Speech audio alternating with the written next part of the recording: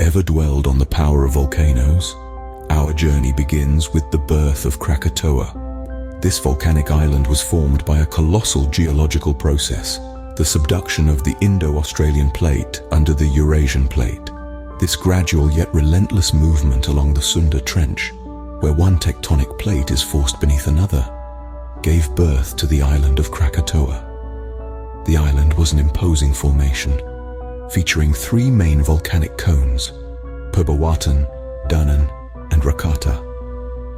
Each cone held its own secrets, its own potential energy waiting to be unleashed. The island had seen eruptions before, but none could compare to the fury that was to come in the year of 1883. So Krakatoa was born, unaware of the immense power it held within. Little did the world know, this seemingly ordinary island was a ticking time bomb, ready to reshape history and leave an indelible mark on the world. Fast forward to 1883, Krakatoa, now a sleeping giant, was ready to awaken. The eruption that year would be one that etched Krakatoa's name into the annals of history. It was a volcanic event of such magnitude that its power dwarfed even the atomic bomb dropped on Hiroshima over 13,000 times over.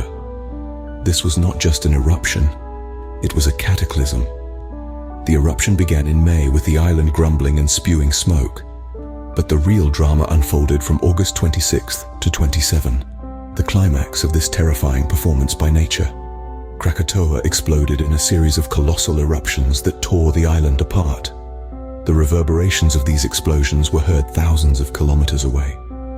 But what truly astounded the world was the column of ash, pumice, and gas Krakatoa hurled into the sky.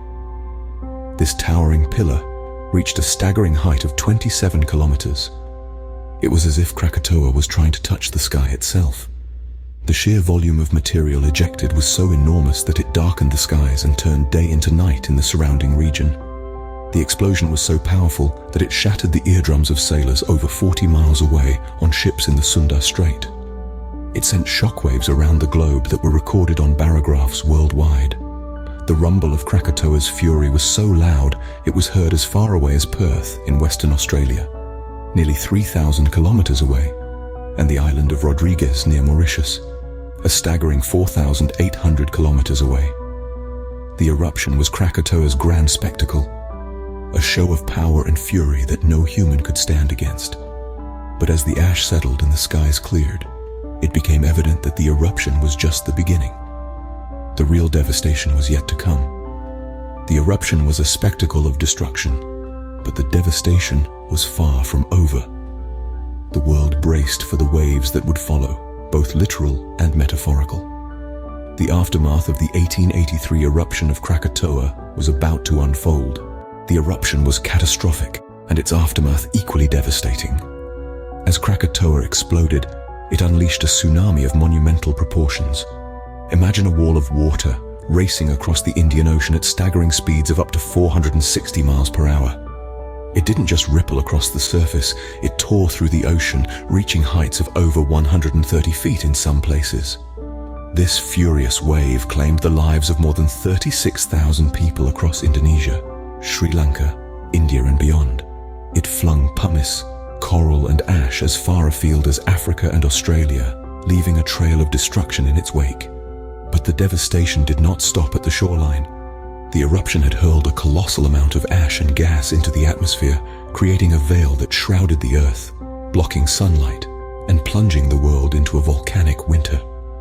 Global temperatures plummeted by 1.2 degrees Celsius, a chilling effect that lasted for several years.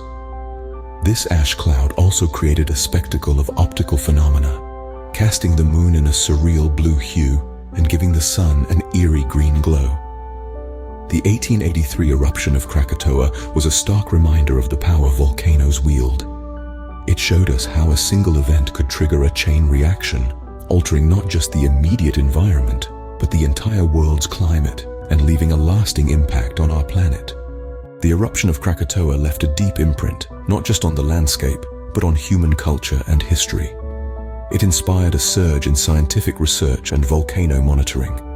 This catastrophic event also found its way into literature and art. Notably, it influenced the haunting paintings of Edvard Munch, the imaginative novels of Jules Verne, and the stirring symphonies of Peter Tchaikovsky. The 1883 eruption of Krakatoa, a disaster, a wonder, continues to shape the world we live in today.